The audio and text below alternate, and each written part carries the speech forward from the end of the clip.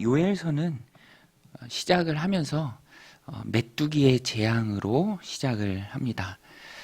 너희가 지금 겪고 있는 이 메뚜기의 재앙, 그것을 보면서 너희가 깨달으라, 깨어라, 기도하라, 각성하라 라는 선지자의 외침입니다. 그냥 일어나는 일은 없죠. 자연현상도 하나님의 사인입니다. 여호와의 날의 징조다라고 요엘 선지자는 말합니다. 하나님 징계의 도구로 메뚜기 떼가 사용되었다라는 것입니다. 메뚜기 떼가 한번 지나가고 나면요, 밭에 남은 게 없죠. 다 거덜난다라는 것입니다. 여기서 자유로운 사람들이 없습니다. 포도주를 마시는 사람들, 포도가 없으니까 포도주를 만들지 못하죠. 또 포도주로 드리는 전제, 곡식으로 고운 가루로 드리는 소재, 그것도 끊어져서 제사장들도 더 이상 제사를 드릴 수 없고, 또 농부들도 큰 슬픔에 잠겼다라는 것입니다. 이 모든 상황들이 다 하나님의 사인이다라는 것입니다. 사자의 이빨과 같은, 그래서 나무를 하얗게 벗기는 메뚜기 떼의 재앙, 어제 본문에서 잘 말해주고 있는데요. 오늘 말씀에도 위기의 심각한 지표들이 나옵니다. 제사가 중단되죠. 오늘 말씀 13절에 보면 제사장들아 너희는 굵은 배로 동이고 슬피 울지어다. 제단에 수종드는 자들아 너희는 울지어다. 내 하나님께 수종드는 자들아 너희는 와서 굵은 베옷을 입고 밤이 새도록 누울지어다. 이는 소제와 전제를 너희 하나님의 성전에 드리지 못함이로다. 소제는 곡물로 드리는 제사입니다. 고운 가루가, 곡물이 없으니까 고운 가루도 없죠. 또 전제, 올리브유도 없고요. 또 포도주도 없습니다. 그래서 일부의 제사가 중단되는 그런 사태가 발생했습니다.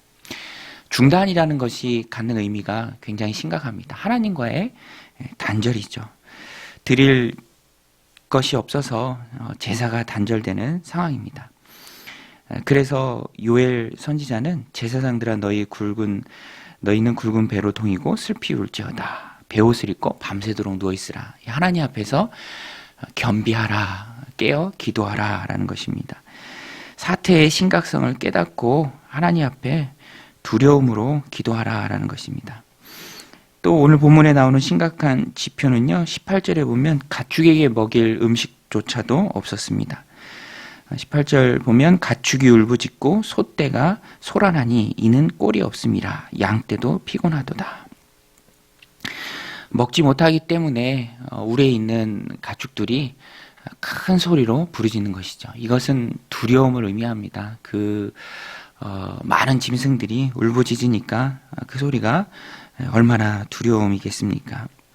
그런데 중요한 것은 이러한 모든 어려움 또 재앙, 하나님의 징계다라는 것입니다. 하나님으로부터 오는 것이죠. 이 징계를 주관하시는 분이 바로 하나님이십니다. 15절에 보면 여호와의 날이 나오는데요. 15절에 보면 슬프다 그날이여 여호와의 날이 가까웠나니 곧 멸망같이 적는 자에게로부터 이르리로다. 두렵고 떨리는 날이며 슬픈 날, 바로 여호와의 날입니다. 심판의 날이죠. 그 날이 임하기에 앞서 이런 메뚜기의 재앙, 또 가뭄의 재앙이 있다는 것입니다. 오늘 말씀은 요엘 선지자가 이런 징조가 있고 여호와의 날에 대한 징조가 있고 메뚜기 떼의 재앙이 있고 또 두려움이 엄습할 때 하나님의 백성이 무엇을 해야 하는가에 대해서 밝히 말씀해 주고 있습니다. 요엘 선지자는요, 기도를 독려하고 있습니다. 다 모여서 금식하고 성회를 소집하고 하나님께 부르짖으라 라고 고면합니다. 14절에 보면 너희는 금식일을 정하고 성회를 소집하여 장로들과 이 땅의 모든 주민들을 너희 하나님 여호와의 성전으로 모으고 여호와께 부르짖을지어다. 우리는 하나님의 백성입니다. 이스라엘 백성도 어려움 가운데 있을 때 요엘 선지자가 기도할 것을 또 간절히 부르짖을 것을 조언합니다. 기도가 무기죠. 금식이라는 간절함의 표현이 있습니다. 하나님 앞에서 겸비하고 마음을 하나로 묶어서 모든 어려움과 두려움들을 기도로 이겨내라 라는 것입니다. 그래서 요엘 선지자가 말했던 것처럼 하나님의 백성들은 어려운 때에 다 같이 하나님 앞에 모여서 기도하자라고 서로 권면해야 합니다. 기도하자, 모여서 하나님 앞에 부르짖자. 기도가 하늘 문을 여는 열쇠이니 우리가 함께 모여서 기도하자. 온전한 해결책이 기도이니 하나님 앞에 모여서 부르짖자라고 서로 권면하라는 것입니다.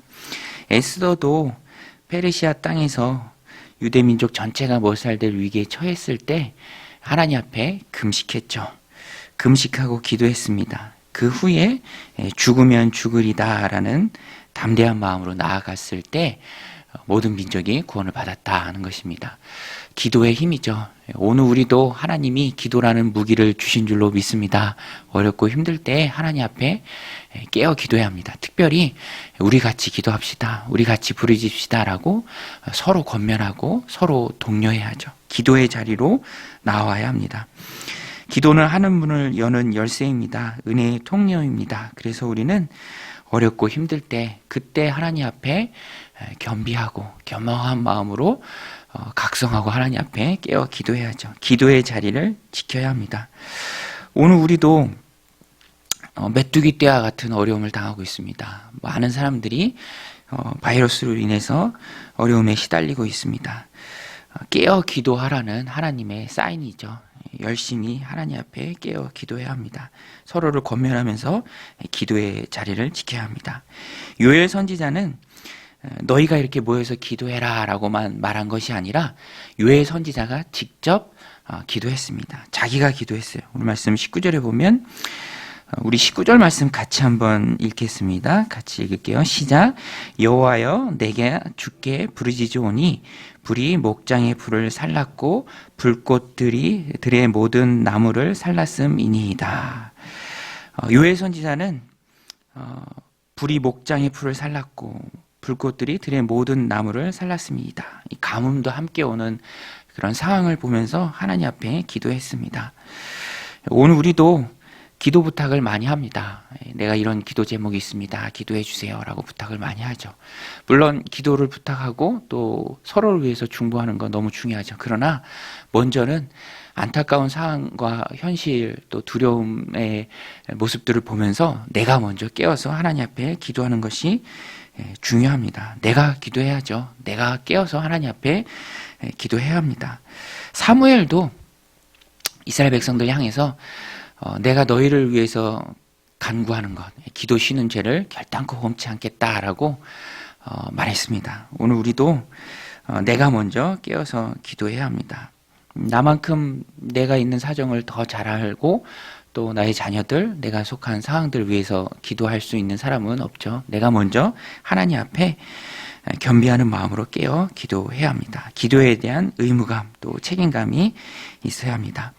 요엘 선지자는 어렵고 힘든 때, 메뚜기의 재앙의 때, 먹을 것이 끊어졌을 때, 슬픔이 가득할 때, 그때 너희가 기도하라 라고 오늘 말씀에서 우리를 도전합니다. 오늘 우리도 기도로 깨어있는 그런 하나님의 백성들이 다 되시길 바랍니다. 오늘 말씀에 여러 번 나오는 것처럼 부르짖음으로 하나님의 은혜를 구하는, 그래서 그 하나님의 은혜를 어려운 가운데도 누리는 그런 하나님의 백성들이 다 되시기를 주님의 이름으로 간절히 축원드립니다. 우리 같이 기도할 때 하나님 오늘도 기도로 깨어있게 하옵소서, 기도의 자리를 지키게 하옵소서. 어려운 상황들이 기도의 땔감인 줄로 믿습니다. 상황들을 통해서 더욱 기도의 불을 지피고 은혜를 체험하는 오늘 하루 되게 하여 주옵소서. 함께 기도하며 나가겠습니다. 하나님 아버지, 오늘도 이 새벽 주님의 단자에서 깨워주시고 기도의 자리에 불러주심에 감사를 드립니다. 하나님, 오늘 우리가 직면한 상황이 너무나도 심각합니다. 너무나도 어렵습니다. 많은 사람들이 고통을 당하고 목숨을 잃고 하나님 어려움에 처해 있습니다. 하나님, 교회 예배가 중단되며 하나님 교회의 신령한 모임들이 어려움을 당하고 하나님 모이기도 어려운 상황 가운데 우리가 있습니다. 하나님, 이런 탄식한 상황 가운데서 하나님 기도가 해결책인 줄로 믿습니다. 우리가 깨어 붉은 베옷을 입고 하나님 밤새도록 주님 앞에 누웠던 하나님 그 제사장들처럼 하나님 요엘 선지자의 권면처럼 하나님 서로 기도하고 하나님 서로 함께하여 부르짖으라는 그 요엘 선지자의 권면처럼 하나님 오늘도 말씀 가운데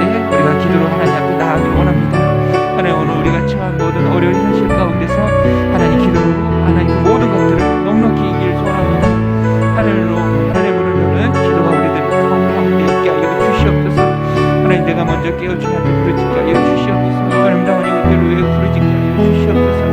하나님 기도로 모든 어려운 상황들을 이겨내는 저희들 다 되도록 주님 축복하여 주시옵소서. 오늘도 우리가 부르짖을 때 우리 하나님께서 우리 기도를 들으시고 우리의 삶 가운데 응답하여 주시며 필요한 은혜를